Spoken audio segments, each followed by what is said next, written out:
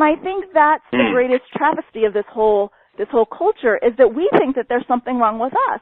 And by getting my clients to put it down on paper and really reflect on their own experience, they can see that they really are putting forth the work, they're putting forth the effort, and so maybe the problem is not with them. The problem is actually with the ideas and the expectations that we have of the diet and exercise model.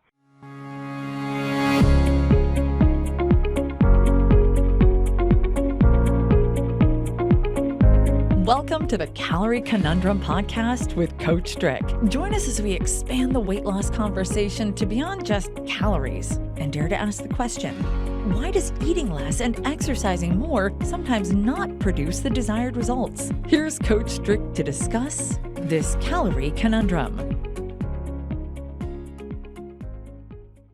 Well, hello everyone. Welcome to the Calorie Conundrum podcast. This is Coach Strick. And on today's podcast, we once again have an episode from the podcast archives.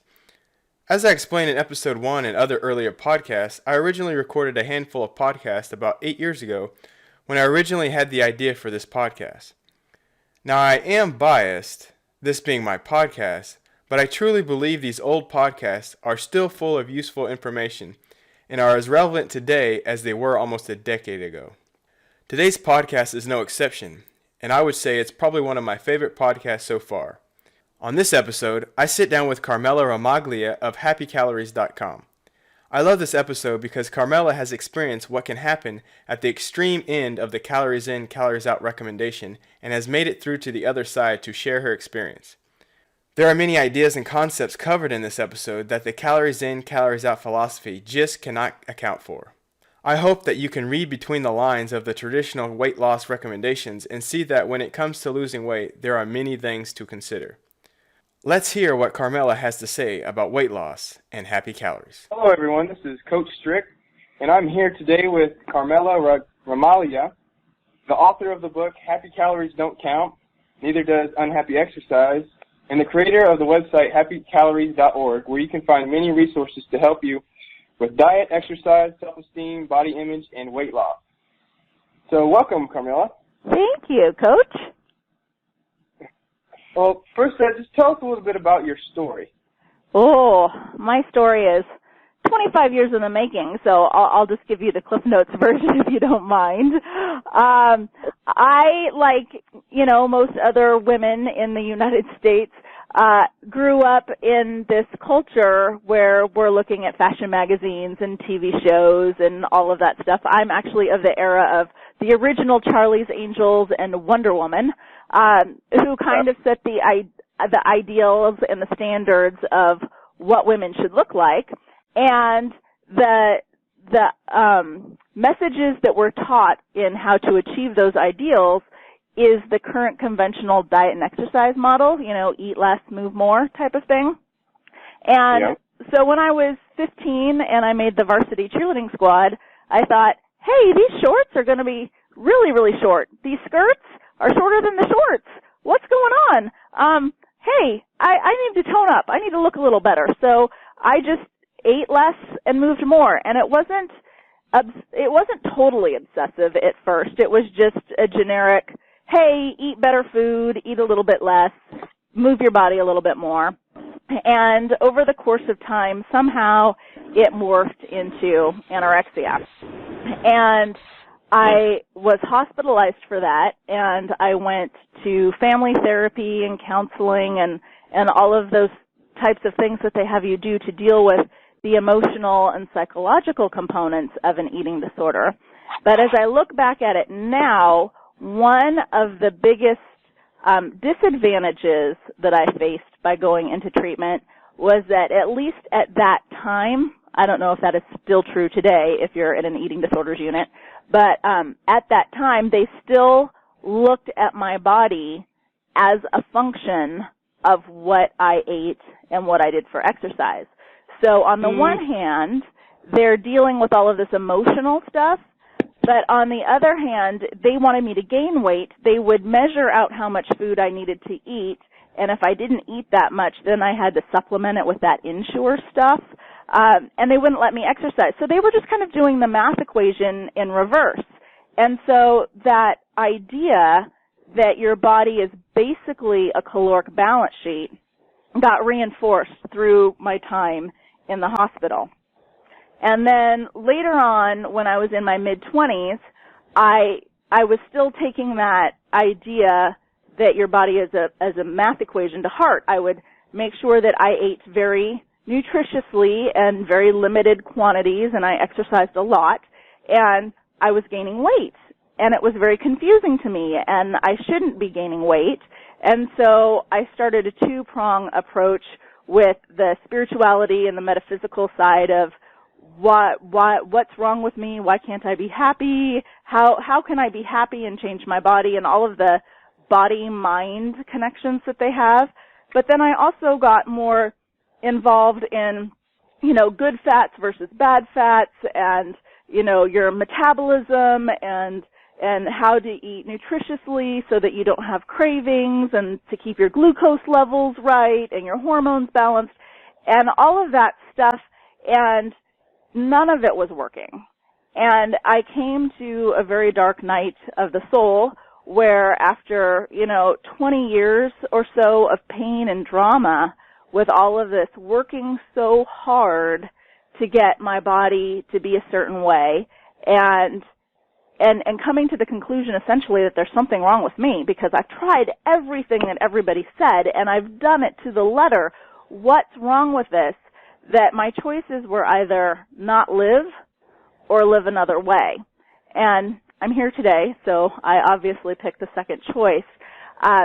But what I'm finding, the more that I tell my story, the piece that is critical and sometimes challenging to articulate is the change in the consciousness when I made that choice. Because I said this in the book because this is the thought that went through my head. It's like, well, if I'm going to be fat, I might as well be happy. And in that moment, what I really did was surrender attachment to the idea that I could control my body, because I'd already tried everything. And so obviously I can't do it.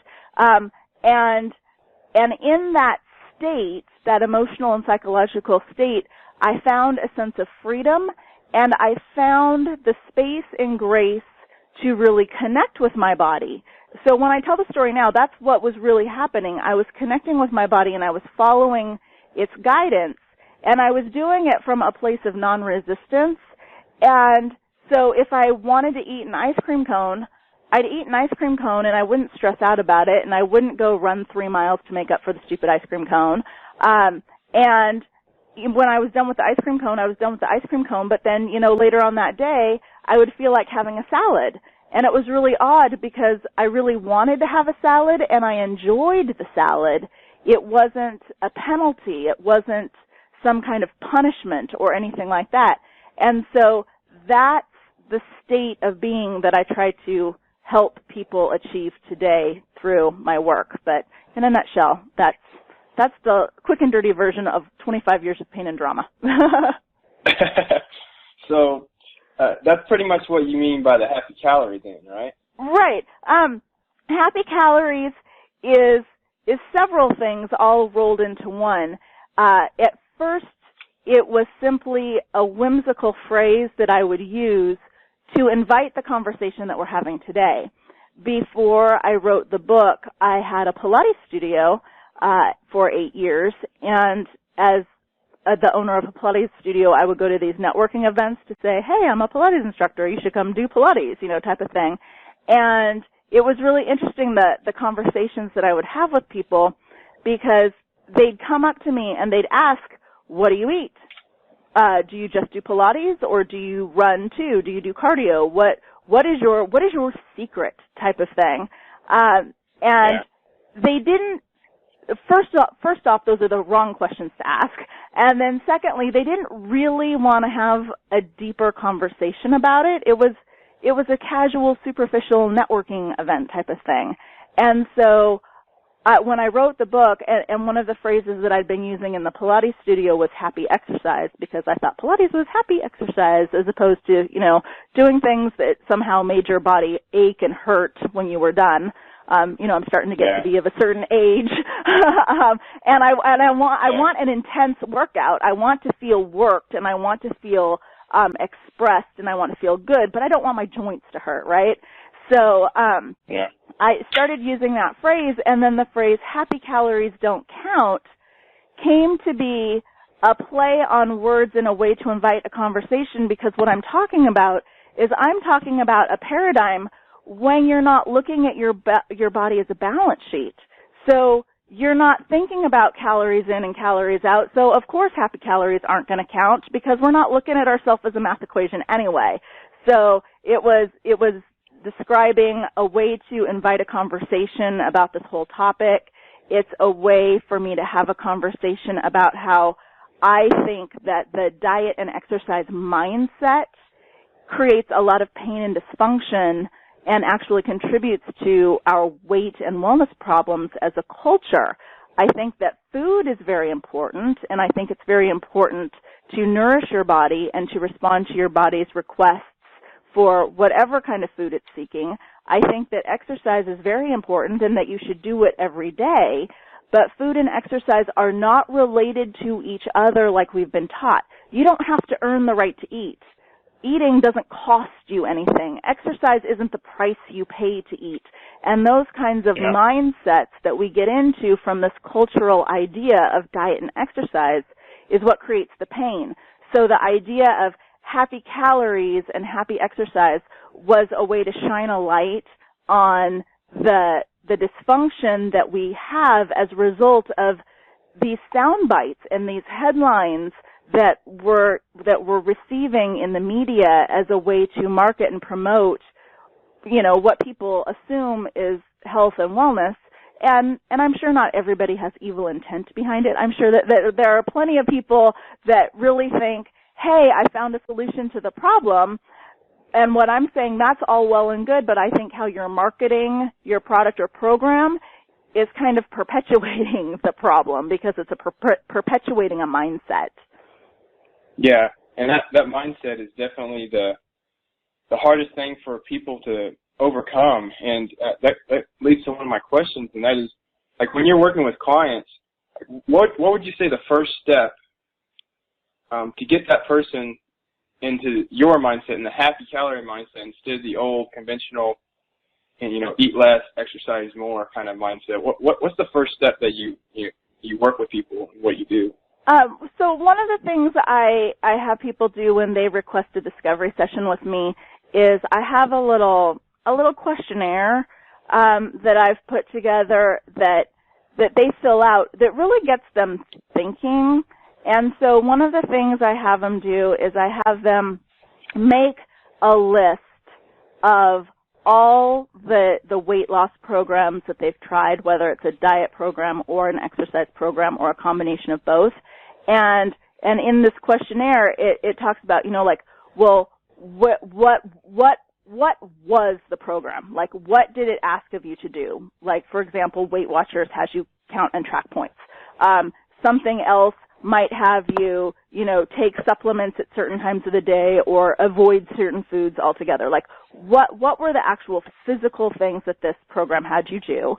And then what was your experience of doing those actions? Was your experience one that left you feeling empowered? Was it one that left you feeling constricted and strapped for time, like you just couldn't get it all done? Maybe it made you even more obsessed with food. What was your experience of doing the program? And then what were your results of doing the program? And why did you quit doing the program? So in this simple little questionnaire I have people do, it really gets them thinking about the whole experience rather than I just did this and these were the results. It gets them thinking more about their relationship with it. And then in another part of the assessment, I have them, there are a whole bunch of questions and I'm not going to remember all of them, but what I do is I look for inconsistencies. For example, I had one client a few weeks ago fill out this form, and the question was something to the effect of, I know I could lose weight if I could just be disciplined enough to stick with a diet and exercise program. And on a scale of 1 to 10, she gave that a 10. Like, absolutely, I know I could lose weight if I could just be disciplined enough to stick with the program. And then, like, two pages later in the little questionnaire, there was a sentence that says, I am often on a diet. And she put 10 for that. I am often on a diet. And so in these activities, what I do is I'm pulling out of my clients their experience and their thoughts and their beliefs. And then what I'm able to do is to reflect back to them, and I could tell my client, I could say, look, right here, you believe that you could lose weight if you could just be disciplined enough to stick to a program. But over here, you're telling me that you're on a program all the time. So clearly you have discipline. Clearly the problem is not you. And I think that's the greatest travesty of this whole culture, is that we think that there's something wrong with us. And by getting my clients to put it down on paper and really reflect on their own experience, they can see that they really are putting forth the work, they're putting forth the effort, and so maybe the problem is not with them. The problem is actually with the ideas and the expectations that we have of the diet and exercise model. And then another thing I ask them to do is I ask them to look and say, do you have any experiences that seem to contradict the conventional diet and exercise model? And people say yes all over the time. It's like they lose weight when they really, quote unquote, shouldn't, according to the model.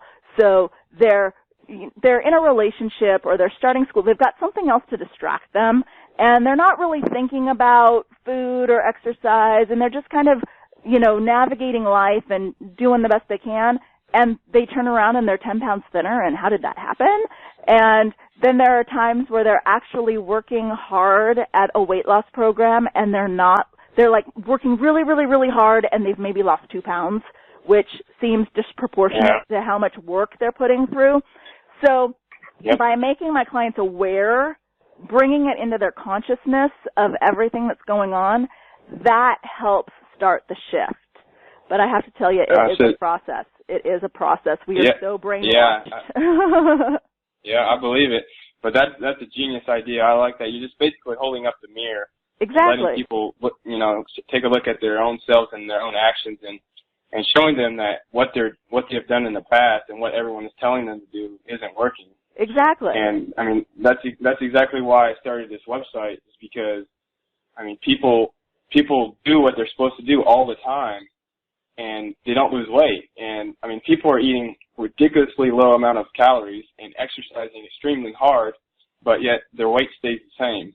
Mm-hmm. And so that's exactly what you're talking about just then. So yes, those are some good points that you just made. Yeah, and I really have to commend you and thank you for starting the website and doing the work that you're doing, especially in the field, fitness professional that you're in, because I come from that world too, and there are so many trainers and so many, whether it's a trainer or a nutritionist or whatever, and we have clients that come to us with their pain, and rather than helping them work through this thing, there's this assumption that, oh, well, I have the answer over here. You just need to follow this next new thing. You just need to track your glycemic index appropriately. You just need to master your metabolism by doing, high cardio intensity workouts for 20 minutes followed by 30 minutes of intense strength training, and then you have your protein snack, and then, we'll whip that metabolism into shape. And rather than having a new shtick or a new secret for success, you're really shining a light on a program that and a way of thinking that can really heal and transform people at the most deep level. And for that, I just have to say you're a rock star, and I love you. Well, thank you. All right. So I've listened to a couple of your interviews that you have posted on your website, and one of the things that I heard you say was basically we're all just looking for happiness, whether it's weight loss or to get fit. What we're really doing is looking for happiness. And in your opinion, what does that mean to be happy? to me, it's really interesting. Happiness to me is a state of grace, and I use I use spiritual words, and it's like I'm not a Bible thumper. I don't ascribe to any religion or anything like that. So I'm not talking about, a come to Jesus moment or something like that.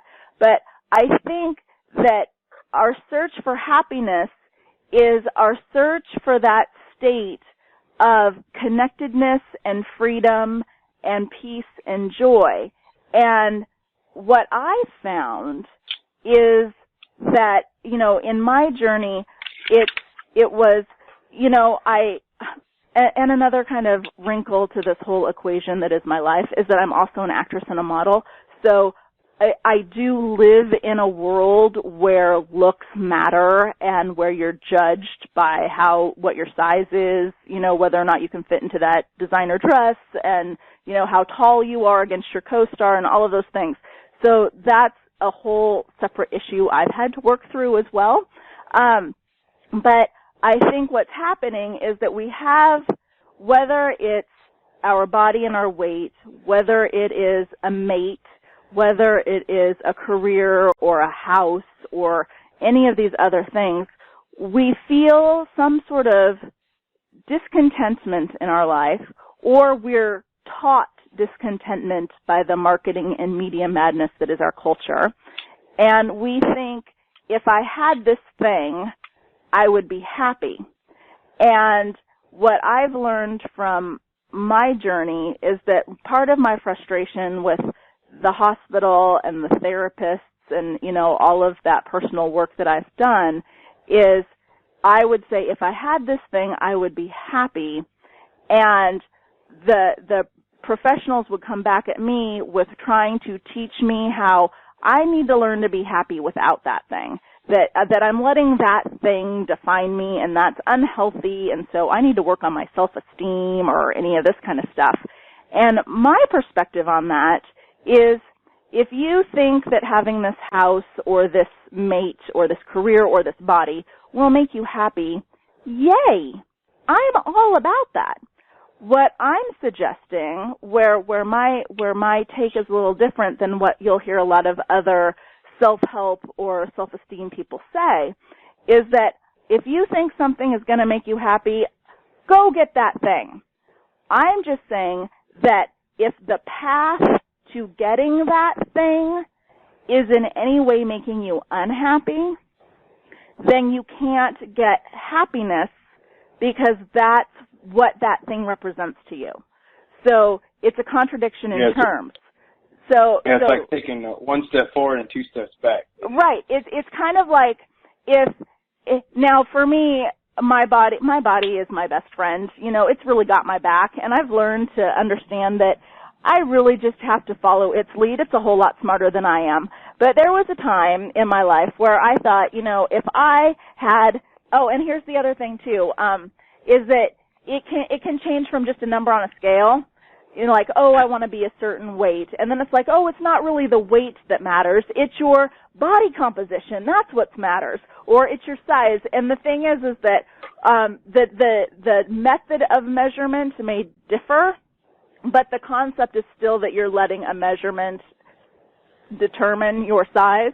So there was a point in my life where I thought, wow, if I could just be, whatever weight or whatever body fat percentage, that would make me happy. I'd be super happy. So I'm going to work really hard and be miserable. So I'm going to be at the gym 4 hours a day doing my cardio and my strength training and eating some crazy all chicken, no rice, only vegetable diet, the kind that bodybuilders do, that they can only maintain until they're doing the competition. I mean, once the competition's over, they can't maintain it. But realizing that, hey, as I was getting closer and closer to my goal, I was having no life.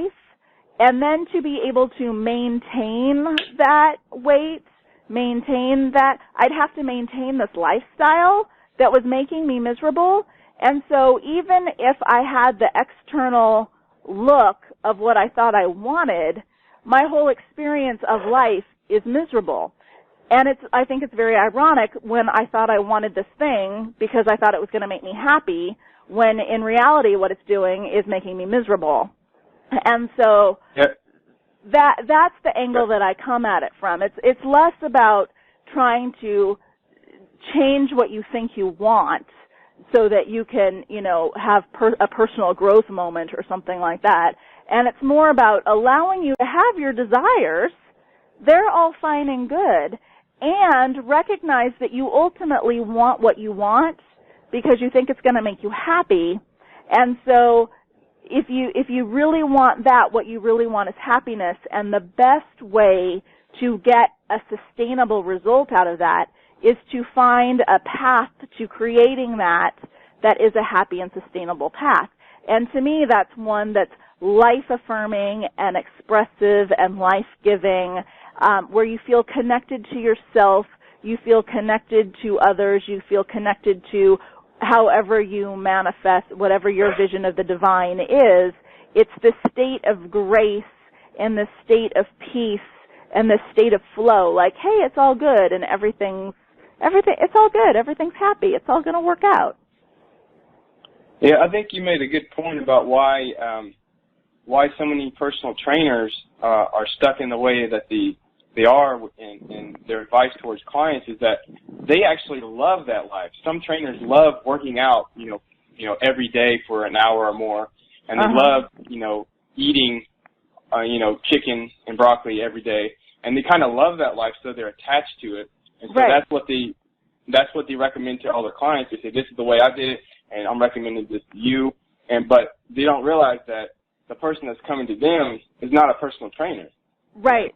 And they don't want to work out an hour every day and, eat only chicken. So I think you hit on a good point right there as to maybe why, some personal trainers are stuck in their old ways, because they actually do. That gives them happiness as personal trainers. Exactly. Working out. Yep. And because that's giving them happiness, they're able to sustain it and they're able to get results from that.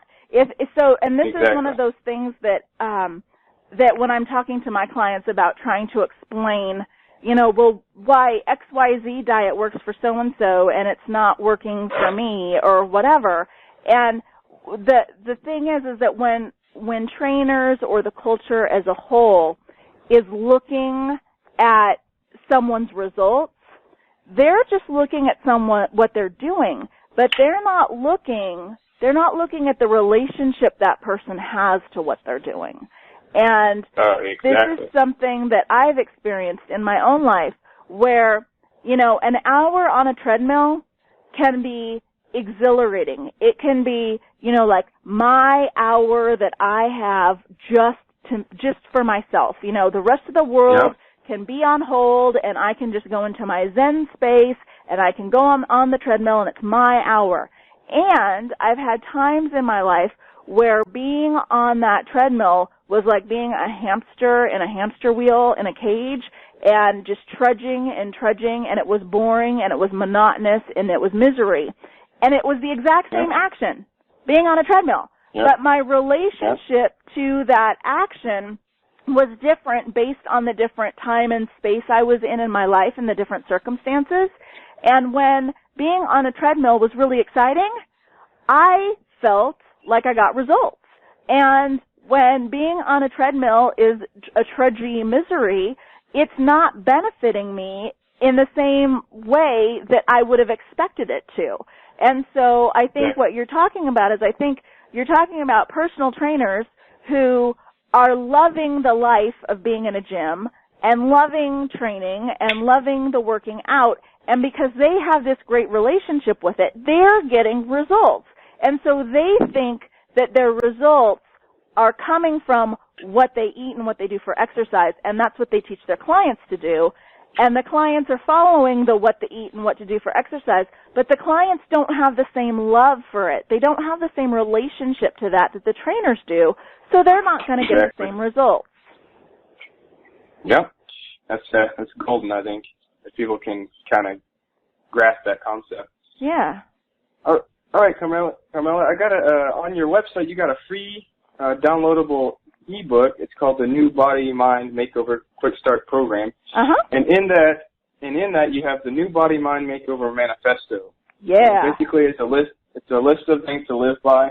And one thing I want to do right now is I'm going to pull two of those, manifesto points out and kind of ask you a question that somebody that doesn't believe in, happy calories or, that your way of living, and they only believe in, calories in, calories out. Right. And that is, the 2 points are your body has your best interest at heart, and your body knows how to optimize itself. And my pointed question towards you would be, how do you explain why obesity is so prevalent, and why there's overweight people, and where the disconnect is?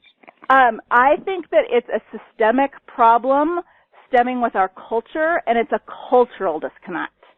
So I think if your obesity comes from childhood, like I think that if you are a person who comes from, like, your parents are obese and you were an obese kid, this whole thing, there's a lot of family dynamics that happen that you just grew up with and you learned and you lived, and you can unlearn some of those relationships and some of those behaviors, but part of those are so cultural that you don't even know that you're doing them.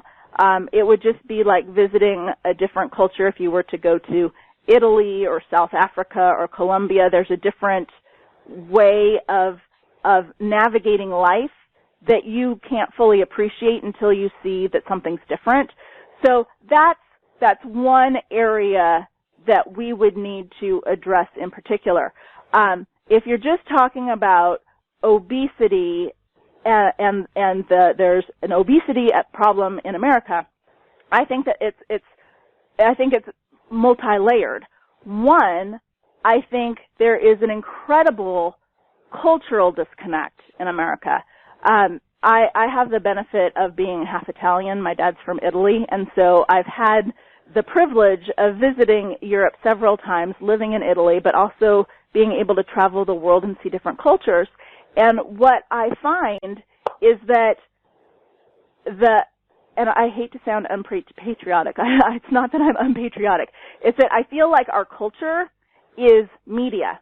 Media is our culture. If you go to Italy, the culture in Italy is family. The culture in Italy is Catholicism, even if it's not real faith-based. It's like a cultural it's a cultural idea that people rally around. They have their saints' days, they have their celebrations, they have their festivities. And I think in smaller town America that may be true. When I was younger and I would visit my grandmother, they'd have the little 4th of July parade going down through the middle of the town square. So it could be true that in smaller cities they have their smaller cultures and events that they can connect with and bond with. But America is such a big country, and as a whole, I think our culture is media. It's Entertainment Tonight. It's Good Morning Today. It's the news. It's CNN. It's Keeping Up with the Kardashians and the reality TV and all of this stuff. So it's creating a disconnect that disconnects us from ourselves. It disconnects us from our bodies. It disconnects us from our spirits. It disconnects us from our souls. And I think that's where the true health and wellness problems of the United States stem from. And then when you're talking about something like obesity, what's happening, in my opinion, is that someone has this disconnect from their self. Then they also have a disconnect from our body. The disconnect from our body happens to almost everyone, regardless of your size, because the diet and exercise model promotes it. If you believe in a world in where you only get so much to eat and you have to pay a price if you're going to eat anything more, you can't just eat when you're hungry. You have to kind of only eat as many calories as you're allowed, or you have to play tricks and games to override your body's natural instincts to hunger, or you have to find different foods that will help you feel full longer. And all of these games that you play, you have to come up with mind games to make you run the extra half mile so that you burn those extra 20 calories or whatever it is, that is all disconnecting you from the wisdom of your body. So when you're disconnected from yourself and you're disconnected from your body, it's very easy to look to something like food to just numb things. You're not even connected to your body. And I'm someone who says that if you're connected to your body and you're motivated from a place of happiness, you can eat whatever you want, because your body will tell you to stop eating. It's like if when you're connected to your body and you're motivated from a place of happiness and you see a cookie and you're inspired to eat the cookie, it looks like it might taste good, go ahead and have the cookie. And if it's something that your body doesn't ultimately want, you'll naturally stop eating it halfway through the cookie because it just doesn't taste good, so you kind of stop. And if it's something that your body wants, you eat the cookie, and you're not compelled to eat the whole bag because eating the whole bag just wouldn't taste good. And because you can have it, you don't get into all of these head games and these power struggles within yourself and these, moments of rebellion that, yes, I'm going to eat it and screw the diet and I'm going to do whatever. All of that drama gets cleaned up. But the people who are suffering from obesity in our country are not connected to their bodies at all. They're not connected. They are a marginalized group of people who society looks at them and tells them that they're lazy and they're stupid because everybody knows how to lose weight. It's diet and exercise. So if you were obese, you were obviously lazy or stupid. So they have this other negative thing that they have to deal with, and so it makes them want to disconnect more. And so I think this systemic cultural disconnect plus the assumptions and presumptions about the diet and exercise model is actually making our obesity problem worse rather than helping. I'm 44, and as long as I've been alive, I've known about eat less, move more. And in my lifetime, our obesity levels have skyrocketed. And we also have studies that show that, we are doing what we're told. 80% of American families are following some sort of diet and exercise program. So we are kind of doing what we're told, but obesity is still going up, heart disease is still going up, all of these other things are still going up. So it's a deeper issue than what the media and what the sound bites would have you believe. Yeah, I think that disconnect from our own body and, listening to our own body is one of the main problems people have. And I have a lot of people that, they're on their healthy, diet, eating, real food and whatnot. And they come in for training and they say, I slipped up. I failed, and they beat them up, they're beating themselves up. And I ask them, so what happened? What'd you eat? And they're like, I had half a cookie. Uh-huh. I'm like, half a cookie? Are you serious? So it's like the disconnect is like, you shouldn't really be worried about a half a cookie, and but people are, and it throws their whole, program off because it gets inside their head and they think it's wrong, and so they fail. They think they failed their program, and it's like, no, just if you felt like you needed a cookie, eat the cookie, and then continue on how you were doing all this time before. Right. Make that one little half cookie or one cookie, and it throws their whole program down the drain for in their own mind. That's what they're saying. Exactly. One of the things that I've found that has helped me, and it might help you when dealing with clients, is I've learned to really shift the focus of the conversation to really cultivating and developing a relationship with the body, because people think they have a relationship with their body, but they don't really. Because what they're doing is they're saying, well, I'm eating only organic and I'm eating vegan or I'm eating, no carbs or whatever their little diet is that they're doing. And so they're really following this diet and they're working out every day and they're really into their body and they're really into their health. But when I ask them, how does that feel? Or what does your body think about that? They don't really have an answer. And one of the analogies that I was able to come up with the other day was, you know, we've seen this kind of stuff on TV and in movies as like a caricature of a character that, you know, you have the mother and the little kid, and so the little kid is in soccer practice and in ballet lessons and in music lessons and is in the drama club and is taking tap dances and is in jazz band. And, you know, the mother thinks that they're doing a really great job of mothering because the kid's schedule is so filled with all of these life-enriching activities, but there's no time to have a relationship with the kid. Like, the mother has no idea who her child really is. She has no idea, you know, what makes her sad, what makes her scared, what lights her up inside. She has no idea because she's just got the kid and she puts her in all of these activities. Or, you know, the husband and wife, and the husband has this really high-powered career, and so he's traveling all the time, and they're very wealthy, and so he thinks, you know, the wife can go to Pilates, and she can go get her massage, and she can go get acupuncture, and she can go shopping, and she can go out to lunch with her girlfriends, and she can go take golf lessons, and, you know, there's all of these things that he loves his wife so much, he's out away making all this money so she can do whatever she wants. But what the wife really wants is a relationship with her husband that isn't there. And I think that that's what we fall into with our bodies, is we're looking to all of these external sources. Our body really doesn't care what we heard on Dr. Oz last week. Our body wants us to listen to our body. And my body's going to be telling me something different than your body's going to be telling you. And so really the only thing that is really true across all platforms is the idea of listening to your body. Because if you look at relationships, the dynamics of one happily married couple will be completely different than the interpersonal relationships of a different happily married couple.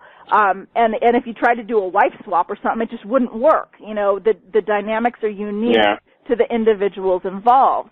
And so the more you can look at your body as your partner in relationship and try to listen to it and try to trust it and follow its guidance, the less concerned you'll become about the nitpicky details of that half cookie, you know, that your client experienced. And it can take some time because a lot of us have had neglectful or abusive relationships with our body. Exactly.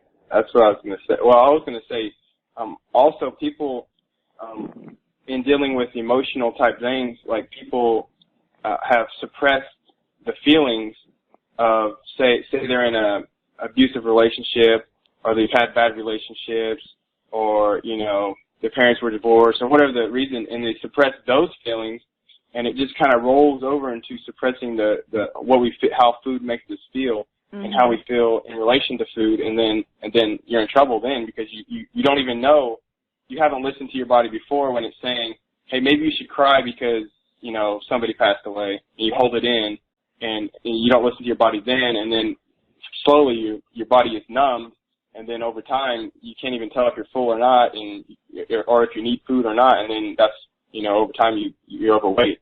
Right. So, right. Yep. So connection with the body is very important. I got one more quick question go ahead. for you, Carmela, before we end. But that's you say exercise is important, but not because you burn calories.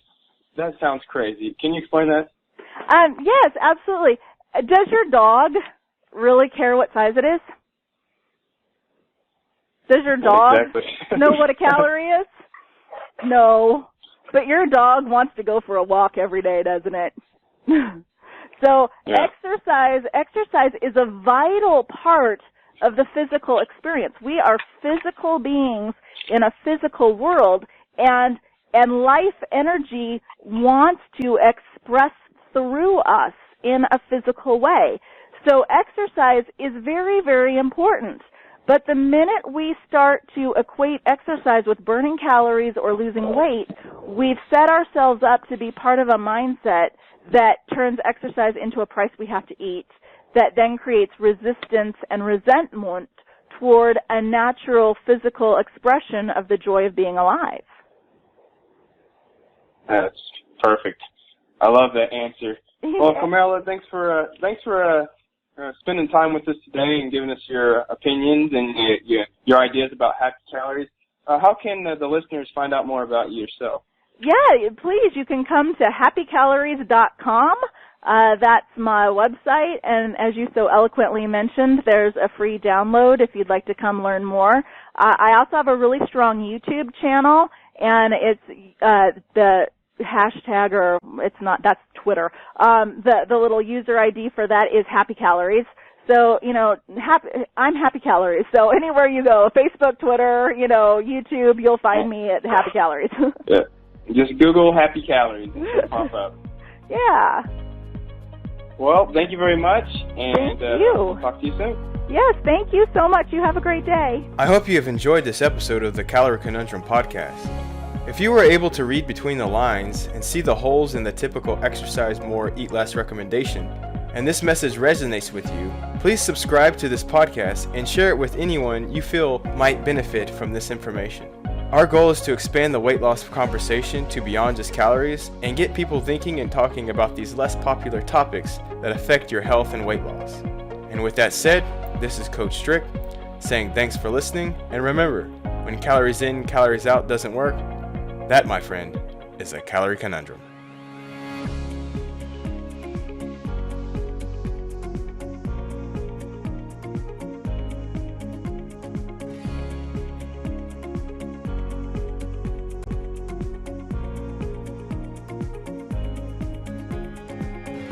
This podcast, including Coach Strick and guests, disclaim responsibility for any possible adverse effects for the use of any information contained herein. Coach Strick and/or guests may recommend products or services in which they have a direct or indirect financial interest. To find out more, please visit www.calorieconundrum.com.